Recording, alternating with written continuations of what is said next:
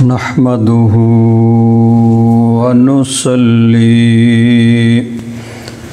नुसल्लिमु अला रसूलिहिल करीम। अम्मा बादु फ़अऊज़ु बिल्लाहि मिनश शैतानिर रजीम। बिस्मिल्लाहिर्रहमानिर्रहीम। फला व रब्बिका ला युमिनून हत्ता युहक्किमूका फीमा शजर बैनहुम सुम्मा ला यजिदू फी अन्फुसिहिम हरजम मिम्मा क़दैत व युसल्लिमू तस्लीमा। अल्लाहुम्मा सल्लि अला सय्यिदिना व मौलाना मुहम्मदिन व अला आलि सय्यिदिना व मौलाना मुहम्मदिन व बारिक व सल्लिम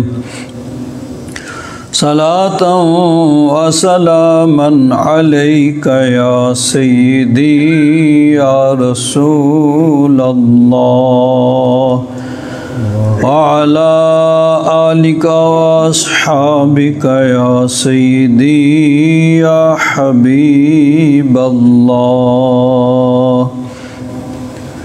बलगल उला बिकमालिही कशफद दुजा बिजमालिही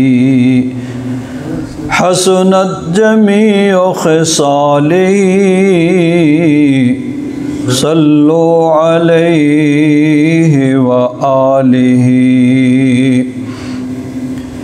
या साहिबल जमाल व या सय्यिदल बशर मिन वजहिकल मुनीर लक़द नुव्विरल क़मर ला युमकिनुस सनाउ कमा काना हक़्क़ुहु बादल खुदा बुज़ुर्ग तुई किस्सा मुख्तसर। हज़रत मोहतरम हज़रत फ़ारूक आज़म रज़ियल्लाहु ताला अन्हु आपकी इस सीरत के हवाले से गुज़श्ता जुमा में मैंने ये अर्ज़ किया था कि आप नबी करीम सल्लल्लाहु अलैहि वसल्लम के जलाल के मज़हर हैं और हुज़ूर नबी करीम सल्लल्लाहु अलैहि वसल्लम का इरशाद गिरामी है, या इब्नल ख़त्ताब वल्लज़ी नफ़्सी बियदिही मालकी कश्शैतानु सालिकन फ़ज्जन इल्ला सालका फ़ज्जन गैर फ़ज्जिका, कि तू जिस रास्ते से गुज़रता है तेरी हैबत की वजह से शैतान उस रास्ते को छोड़कर दूसरा रास्ता इख्तियार कर लेता है, वहाँ से भाग जाता है तेरी हैबत की वजह से। और हज़रत फ़ारूक आज़म रज़ियल्लाहु ताला अन्हु का एक वाक़या मैंने आप हज़रात के सामने अर्ज़ किया कि एक मुनाफिक जिसने नबी करीम सल्लल्लाहु अलैहि वसल्लम के फ़ैसले को मानने से इनकार किया, हज़रत फ़ारूक आज़म रज़ियल्लाहु ताला अन्हु ने उसकी गर्दन उड़ा दी। अल्लाह तबारक व ताला ने आपके इस फ़ैसले की तायीद फरमाई कि जो मोमिन वही है जो अल्लाह के महबूब के फ़ैसले को मिन्नोअन बिला चूनो चरा तस्लीम करे, और जो इसमें शक व शुबा में मुब्तला हो उसका ईमान कामिल नहीं है, उसके ईमान में नक्स है, ऐब है, कमी है। इसी तरह एक हदीस पाक में आता है कि एक मरतबा हज़रत फ़ारूक आज़म रज़ियल्लाहु ताला अन्हु का ज़माना है, तो मदीना शरीफ के अंदर कोई आम आदमी भी नहीं बल्कि एक मस्जिद का इमाम, और वो नमाज में हर रोज़ सुबह एक ही सूरत की तिलावत करता।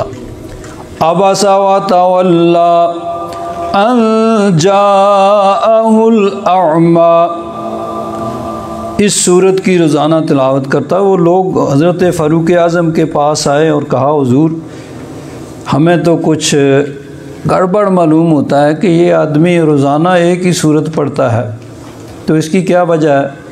अब उसका ज़रा पस मंज़र भी सुन लीजिए। नबी करीम सल्लल्लाहु अलैहि वसल्लम ने एक मर्तबा मक्का के बड़े बड़े सरदारों को जमा किया, उनको बुलाया और उनको तबलीग कर रहे थे। वो हुजूर की बात को सुन रहे थे। उधर से हुजूर के एक नबीना सहाबी वो आ गए। अब उन्होंने देखा नहीं, उनको मालूम नहीं था कि हुजूर कितना अहम काम कर रहे हैं, तबलीग कर रहे हैं, अल्लाह का पैगाम पहुंचा रहे हैं। तो उन्होंने आते ही पुकारना शुरू कर दिया, हुजूर मैं हाज़िर हुआ हूँ, करम फरमाइए, मेरी तरफ तवज्जो फरमाइए। तो इतना अहम काम हुजूर अंजाम दे रहे थे तबलीग का, उसमें आके उन्होंने खलल डाला। तो नबी करीम सल्लल्लाहु अलैहि वसल्लम को उनकी ये अदा या ये काम ज़रा नापसंद हुआ, और नापसंदगी के जो उसका नतीजा है वो चेहरा अनवर पे ज़ाहिर हुआ, नागवारी के आसार चेहरे पे ज़ाहिर हुए। तो उन्होंने भी जब देखा कि हुजूर ने उस तरह तवज्जो नहीं फरमाई, उस तरह करम नहीं फरमाया जैसे पहले फरमाया करते थे, तो उनके दिल पर भी चोट हुई कि आज क्या बात है, हुजूर ने इस तरह करम नहीं फरमाया। अल्लाह तबारक व तआला ने कुरान पाक की आयात नाजिल फरमा के अपने महबूब की तरबियत फरमाई कि महबूब आपका काम तबलीग करना है। वो आपने तबलीग कर दी, मेरा पैगाम पहुंचाना है, वो आपने पहुंचा दिया। अब अगर कोई मानता है तो उसका अपना फ़ायदा है, नहीं मानता है तो जहन्नम में जाए, उसका अपना नुकसान है। आपने जो आपकी ज़िम्मेदारी थी, ड्यूटी थी, वो अदा कर दी। अल्लाह तबारक व तआला मोहब्बत के अंदाज में अपने महबूब पर इता फरमाता है, तरबियत फरमाता है। अबसा व तवल्ला अन जाअहुल अअमा, अबसा का माना होता है चेहरे पे नागवारी के आसार ज़ाहिर होना, और तवल्ला मुँह फेर लेना। किसी ने नागवारी का इजहार किया और चेहरा फेर लिया। अन जाअहुल अअमा, के उनके पास एक नबीना आया। अबसा व तवल्ला अन जाअहुल अअमा वमा युदरीका लअल्लहु यज़्ज़क्का औ यज़्ज़क्करु फ़तंफ़अहु ज़िक्रा अम्मा मन इस्तग़ना फ़अन्त लहु तसद्दा वमा अलैका अल्ला यज़्ज़क्का व अम्मा मन जाअका यस्आ व हुवा यख्शा फ़अन्त अन्हु तलहा कल्ला इन्नहु तज़किरा। ये सारी आयात, इनका मफ़हूम ये है कि महबूब ये जो काफिर नहीं मानते तो अपना नुकसान कर रहे हैं। आपने तबलीग कर दी है, आपने अपनी ड्यूटी अदा कर दी है। आपके ग़ुलाम जो अक़ीदत के साथ, मोहब्बत के साथ आपकी बारगाह में आ रहे हैं, आप उन पर तवज्जो कीजिए। ये अगर नहीं मानते तो बड़े वाज़े अंदाज में आखिर में फरमा दिया, कल्ला इन्नहु तज़किरा। ये एक कुरान पाक नसीहत है, जो चाहे हासिल कर ले, और जो नहीं हासिल करना चाहता ज़बरदस्ती उस पर थोपी नहीं जाएगी, वो ख़ुद अपने आप को जहन्नम का ईंधन बना रहा है।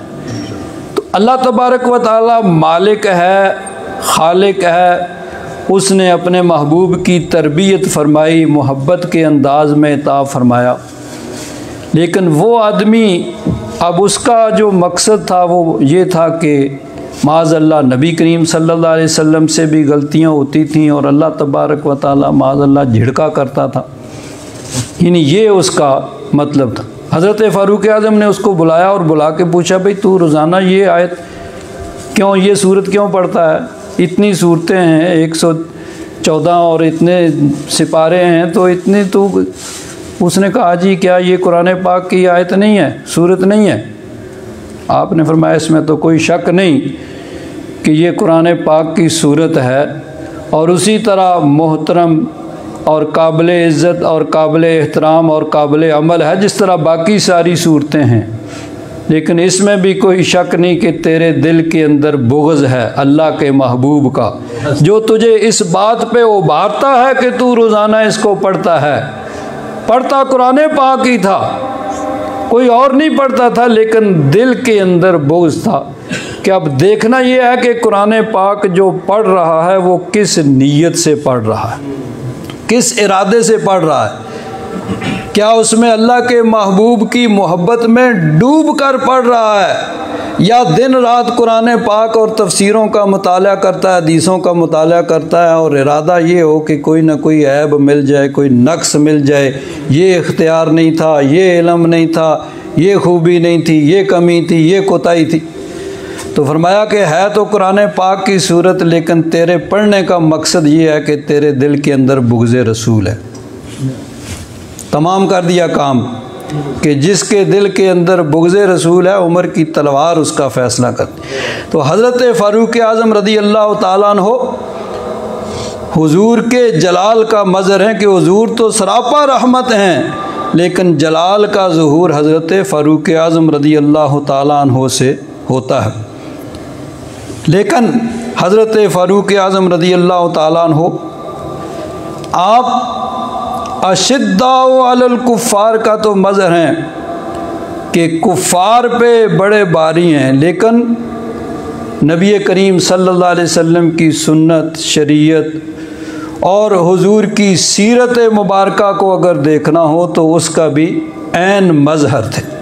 चुनाचे बड़ा ही अहम वाक़या है तारीख़ इस्लाम का कि हज़रत फ़ारूक आज़म रज़ी अल्लाह ताला अन्हु के ज़माने में इस्लामी फ़ौजों ने जब बैतुल मुक़द्दस को फ़तह किया तो वहाँ के जो हुक्काम थे और वहाँ जो यहूदी और ईसाई उलमा थे, उन्होंने शर्त ये रखी कि ठीक है, हम ये शहर आपके हवाले करते हैं, लेकिन शर्त यह है कि ख़ुद अमीरुल मोमिनीन यहाँ आएँ, हम उनके हवाले ये चाबियाँ करेंगे।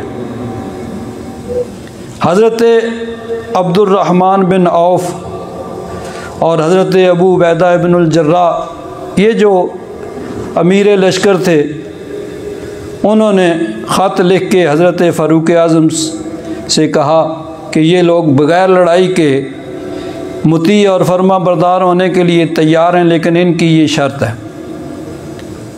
तो हम भी चाहते हैं कि कुछ तो खून ना हो, ये मुक़द्दस सरज़मीन है, तो इसी तरह ये हमारे हवाले कर दें। हज़रत फ़ारूक आज़म रज़ी अल्लाह ताला अन्हु ने उनको ख़त लिखा कि ठीक है, मैं आ रहा हूँ और मैं ख़ुद वहाँ पे आके उनसे वो चाबियाँ वसूल करूँगा। अब हज़रत फ़ारूक आज़म रज़ी अल्लाह ताला अन्हु मदीना शरीफ से रवाना होते हैं और राजदारी के साथ, कोई ऐलान नहीं है, अपना नायब मदीना शरीफ में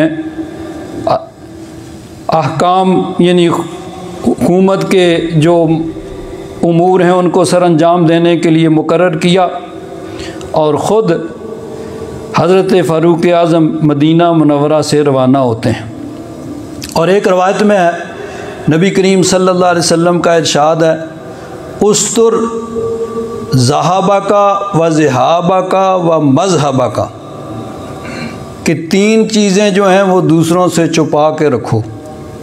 एक तो ज़हाब, सोना यानी मालो दौलत, इसको भी दूसरों से छुपाओ। जब दूसरों को पता चलेगा कि कि इसके पास ये है, तो जो कुछ आजकल होता है फिर ठीक है भाई, जहाँ जा रहा है रास्ते में बैठ जाओ लूट लो।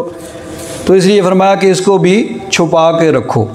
और ज़िहाब, कहीं जाना हो तो उसको भी सीक्रेट रखो, जहाँ जितना ज़रूरत जिसको ज़रूरी हो उसको बताओ, बाकियों को नहीं।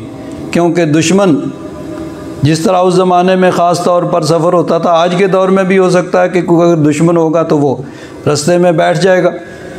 तो फरमाया कि ये भी, और नबी करीम सल्लल्लाहु अलैहि वसल्लम का तरीक़ा मुबारका भी यही था कि हुज़ूर अपनी अक्सर मुहिम्मों को गैर ज़रूरी अफराद से वो पोशीदा रखा करते थे कि ठीक है, बाज़ औक़ात हुज़ूर ने कहीं और जाना होता तो किसी से पूछते भाई उधर जाने का रास्ता, यानी किसी और तरफ का रास्ता पूछ रहे हैं और जाना कहीं और है, सिर्फ ये कि आम जो है वो दुश्मन गैर ज़रूरी अफराद उनको पता ना चले। तो हज़रत फ़ारूक आज़म रज़ी अल्लाह तआला अन्हु आप मदीना मुनव्वरा से रवाना होते हैं और साथ एक खादिम है, एक ऊँट है सवारी का, एक खादिम है, और आप चल पड़ते हैं।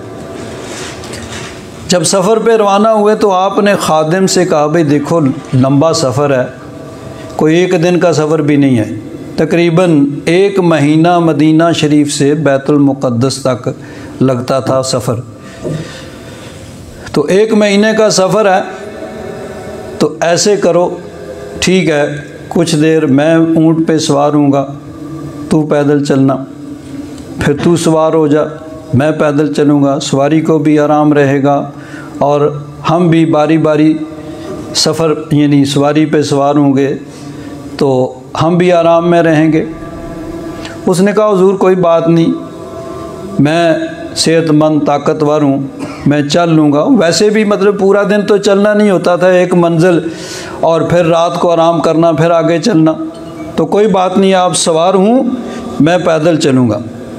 हज़रत फ़ारूक आज़म ने फरमाया भाई नहीं, ये नहीं हो सकता, तू भी इंसान है, मैं भी इंसान हूँ, तू भी मेरा मुसलमान भाई है, जिस तरह मुझे आराम की ज़रूरत है तुझे भी आराम की ज़रूरत है, और अगर तुझे सवाब की ज़रूरत है तो मुझे भी सवाब की ज़रूरत है। तो इसलिए ठीक है, कुछ वक़्त तू सवार होगा, कुछ वक़्त मैं सवार हूँगा। और अब ये बात अकेले में हो रही है, ये नहीं कि कोई फ़ोटोग्राफ़र, अखबार वाले, टीवी वाले मौजूद हों कि जाके वो ख़बर देंगे, अखबार में टीवी में ख़बर आएगी जी कि अमीरुल मोमिनीन ये कर रहे हैं। नहीं, किसी को दिखाने के लिए नहीं, सिर्फ अल्लाह की रज़ा के लिए। हालांकि वो कहता है भाई मैं पैदल चल रहूँगा, कोई बात नहीं, आप सवार हूँ। फरमाया नहीं, ये नहीं, आधा सफ़र मैं सवार हूँगा, आधा तू सवार होगा। हज़रत फ़ारूक आज़म चल रहे हैं, सफ़र करते करते आगे चूँकि ख़बर पहुँच चुकी थी कि आप आ रहे हैं, तो इस्लामी लश्कर के जो अमीर थे वो आगे आए, आदमी उन्होंने भेजे और उन्होंने कहा हुज़ूर आप इतना सफ़र करके आए हैं तो यहाँ कोई आप अच्छा सा लिबास पहन के शहर में दाखिल हूँ। ये लोग जो हैं यहाँ के जो हुक्काम थे और मजहबी रहनुमा थे, बड़े बड़े इन्होंने आला लिबास पहने हुए हैं, आप सफ़र से आ रहे हैं और लिबास पे पैबंद लगे हुए हैं और लिबास भी मैला हो रहा है, तो आप ऐसे करें कि कोई अच्छा सा लिबास पहन लें। हज़रत फ़ारूक आज़म रज़ी अल्लाह ताला अन्हु ने फरमाया भाई हमारा जो कुछ है वो लिबास की वजह से नहीं है, अल्लाह रसूल की इताअत और फरमाबरदारी के वजह से है। हम तो अल्लाह के महबूब के ग़ुलाम हैं और महबूब की ग़ुलामी की वजह से है जो कुछ है, वरना तो उमर तो वो था कि जिसका बाप उसको मारा करता था कि तुझे ऊँट चराने का तरीका नहीं आता। तो आज मैं जो कुछ हूँ अल्लाह के महबूब के ग़ुलामी की वजह से हूँ। आला हज़रत फ़ाज़िल बरेलवी रज़ी अल्लाह ताला अन्हु बड़ी प्यारी बात करते हैं, अर्ज़ करते हैं उन्हें जाना उन्हें माना न रखा गैर से काम, उन्हें जाना उन्हें माना न रखा गैर से काम, लिल्लाहिल हम्द मैं दुनिया से मुसलमान गया। दिल है वो दिल जो तेरी याद से मामूर रहा, सर है वो सर जो तेरे कदमों पे कुर्बान गया। मेरे आका सर है वो सर जो तेरे कदमों पे कुर्बान गया। तो फरमाया हम तो हुजूर के ग़ुलाम हैं, हुजूर की ग़ुलामी हमारी इज़्ज़त है, इसी में हमारी इज़्ज़त है। लिबास में कोई ज़रूरी नहीं है, लिबास जैसा भी हो, हुजूर के ग़ुलाम हैं, हुजूर की ग़ुलामी, हुजूर की सुन्नत, हुजूर की सीरत में हमारी इज़्ज़त है। उसी तरह आप तशरीफ़ ले गए और अब इत्तेफाक से जब वहाँ पहुँचे तो जो आपने ख़ुद ही एक उसूल बनाया था, भाई आधा रास्ता मैं सफ़र तय करूँगा पैदल और तू सवारी पे बैठेगा, आधा सफ़र तू सवारी पे बैठेगा और मैं पैदल। तो जो खादिम था उसकी सवारी का वक्त आ गया तो आपने कहा भाई तू सवार हो जाओ। उसने कहा ठीक है जी, रास्ते में तो आपने मेहरबानी की मुझे सवार किया, अब तो वो सामने पहुंचने वाले हैं, वो सामने लोग खड़े हैं, वो देखेंगे तो क्या कहेंगे, तो आप मेहरबानी करें, आप सवार रहें, मैं पैदल चलता हूँ कोई। आपने फरमाया भाई नहीं, अब बारी तेरी है, तुझे सवार होना पड़ेगा।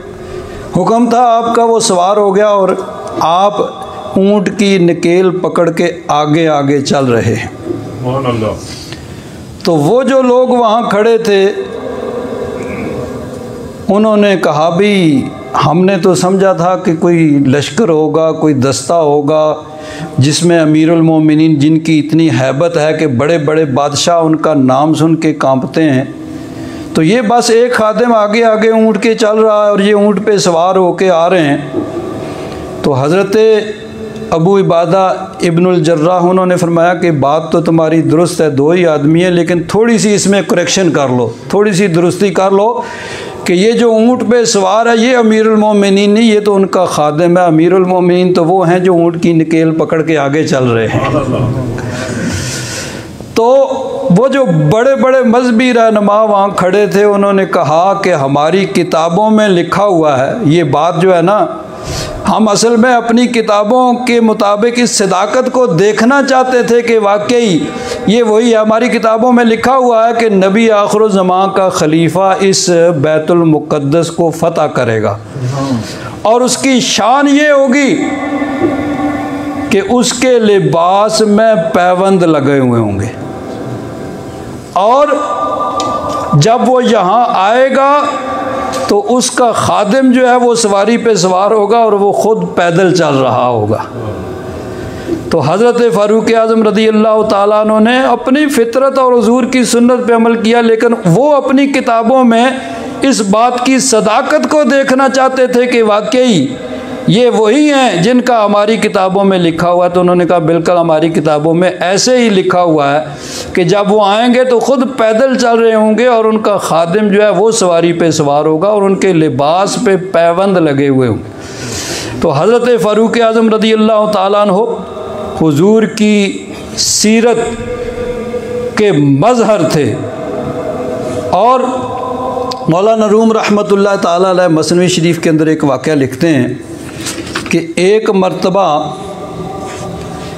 कैसर रूम की बादशाह जो थी उस वक़्त सुपर पावर थी, तो उसका एलची सफ़ीर नुमाइंदा वो मदीना शरीफ आया और आके लोगों से पूछता है कि भाई बताओ तुम्हारे बादशाह का महल कहाँ है, मैं कैसर रूम का नुमाइंदा बन के आया हूँ, इतनी बड़ी सल्तनत इतने बड़े बादशाह का नुमाइंदा हूँ, तो मुझे बताओ कि तुम्हारे बादशाह का महल कहाँ है ताकि मैं अपना घोड़ा वहाँ खड़ा करूँ, सामान वहाँ रखूँ।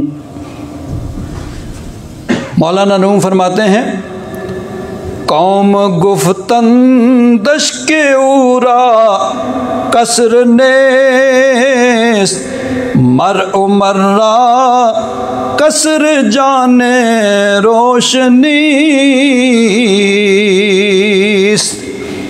लोगों ने कहा भाई हज़रत फ़ारूक आज़म का तो कोई महल कोई नहीं है, उनका महल देखना हो तो दिल की आँखें चाहिए। नबी करीम सल्लल्लाहु अलैहि वसल्लम ने एक हदीस पाक में फरमाया कि मैं जन्नत में गया, एक ख्वाब का हुजूर ने ज़िक्र फरमाया कि ख्वाब के अंदर मैं जन्नत में दाखिल हुआ तो वहाँ एक बहुत बड़ा महल मुझे नज़र आया। तो मैंने पूछा ये किसका महल है? तो मुझे बताया गया कि ये फ़ारूक आज़म का महल है। तो लोगों ने कहा भाई उनका महल देखने के लिए दिल की आंखें चाहिए, यहाँ तो उनका कोई महल नहीं है। गरचे अज मीरी उराना आवाज़ा एस हम चू दरवे शामरा वर काज़ा नेस्त। लोगों ने कहा उनकी सरदारी की शोहरत तुम सुन के आए हो, लेकिन उनका घर भी ये जिस तरह सब तुम देख रहे हो ना, सादे सादे मकान, इसी तरह उनका भी इन्हीं मकानों के अंदर उनका सादा सा लोगों का आम लोगों जैसा मकान है, कोई महल नहीं है। उसने सुना तो हैरान रह गया कि जिनकी शोहरत और जिनका नाम सुन के बड़े बड़े बादशाह कांपते हैं उनका ये आलम है। मौलाना रूम फरमाते हैं चू रसूले रूम ई अल्फाज तर दर से मा आवुर्द शुद मुश्ताक तर। लोगों की ये बातें सुन के उसके दिल में और ज़्यादा शौक़ पैदा हुआ है। ऐसा आदमी कि इतना बड़ा बादशाह भी जिसके नाम से कांपते हैं और रिहाइश का ये आलम है कि आम लोगों के सादा सादा मकान और उनके भी इसी तरह सादा सा मकान। वो हज़रत फ़ारूक आज़म रज़ी अल्लाह ताला अन्हु को ढूंढने लगा। किसी ने कहा कि हज़रत फ़ारूक आज़म इस तरफ गए थे। आगे गया तो एक खजूर के दरख्त के साए में हज़रत फ़ारूक आज़म रज़ी अल्लाह ताला अन्हु आराम फरमा रहे हैं। कोड़ा जो है हाथ में होता था वो सर के अंदर रखा हुआ है। दिन का वक़्त था, दोपहर का, तो उसके यानी खजूर के साए में आप सो रहे हैं। मौलाना रूम फरमाते हैं आमदू आ जाओ अज दूरी से ताद मर उमर्रा दी दो दर लर्जा फताद।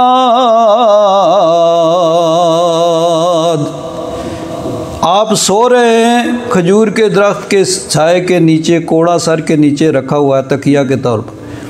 मौलाना रूम फरमाते हैं वो दूर ही आके खड़ा हो गया और दूर खड़ा होके उसके जिस्म पे लर्जा तारी हो गया, कपकपी तारी होगी। कहता है बड़े बड़े बादशाहों के पास गया हूँ लेकिन ये कैफियत कभी नहीं हुई जो आज आया कि ये तो सो रहे हैं और मेरा जिस्म बेख्तियार काँप रहा है। और बिल आखिर फिर उसने फैसला क्या किया? फैसला ये किया बेसला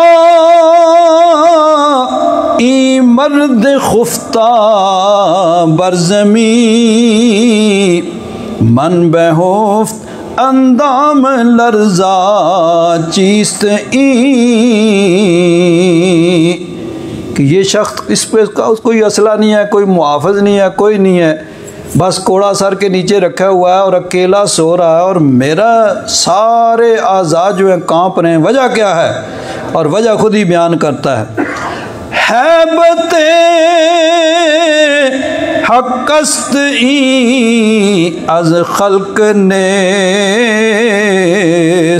हैबते ई मर्द साहिब दल्क नेस्त।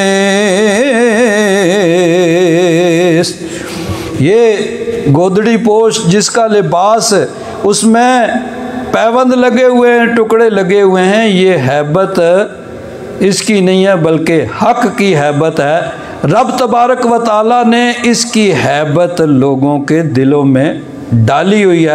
रब तबारक व ताला की तरफ से हैबत है। और आगे कहता है, हर के तरसीद अज हक को तकवा गजीद, तरसद अज वै जिन्नो इंसो हर के दीद।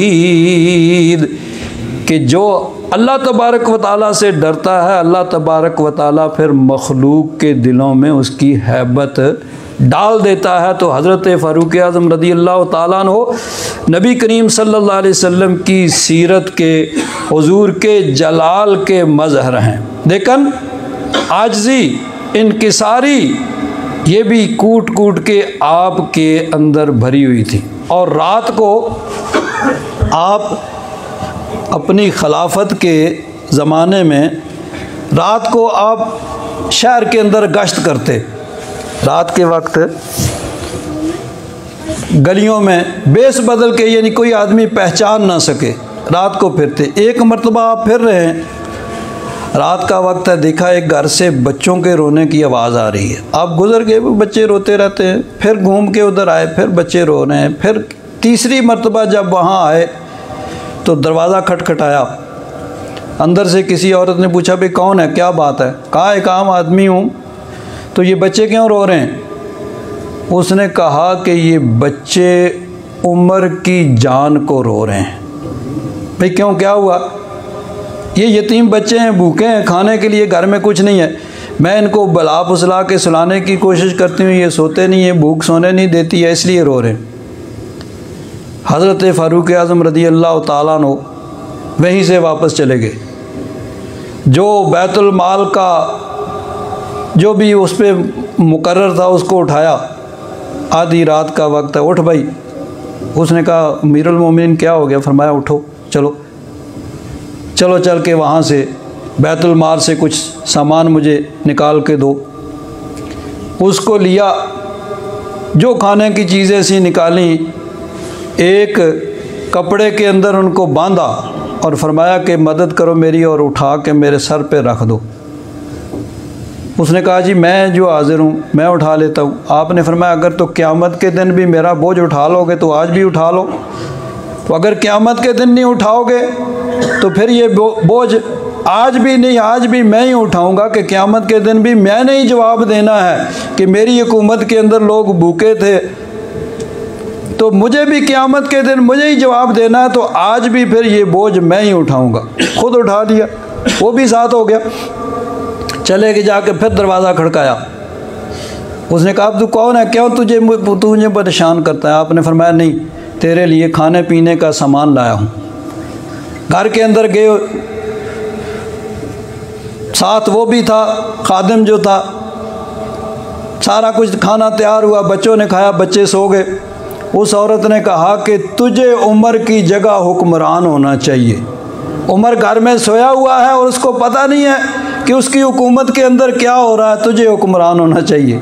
हज़रत फ़ारूक आज़म ने फिर भी नहीं बताया। फरमाया, बस तू मेहरबानी कर, उमर को माफ़ कर दे, क़यामत के दिन उससे बाज़ पुरस ना हो। उसने कहा, अगर तू कहता है तो माफ़ कर देती हूँ, वरना उमर माफ़ करने के काबिल नहीं है। कि उसकी हुकूमत के अंदर लोग रात को भूखे हैं और उसको ख़बर नहीं है, वो घर में आराम से सोया हुआ। अब उसे क्या पता कि ये घर में आराम से सोए नहीं हैं, बल्कि गलियों में चक्कर लगा रहे हैं कि किसी को कोई तकलीफ़ हो, कोई मुसीबत हो तो उसकी तकलीफ़ और मुसीबत को रफ़ा करें। तो हज़रत फ़ारूक आज़म रज़ी अल्लाह ताला अन्हु हुज़ूर नबी करीम सल्लल्लाहु अलैहि वसल्लम की सीरत के मज़हर थे। अल्लाह तबारक व ताला अपना फ़ज़ल व करम फरमाए। व आखिरु दावाना अनिल हम्दुलिल्लाहि रब्बिल आलमीन।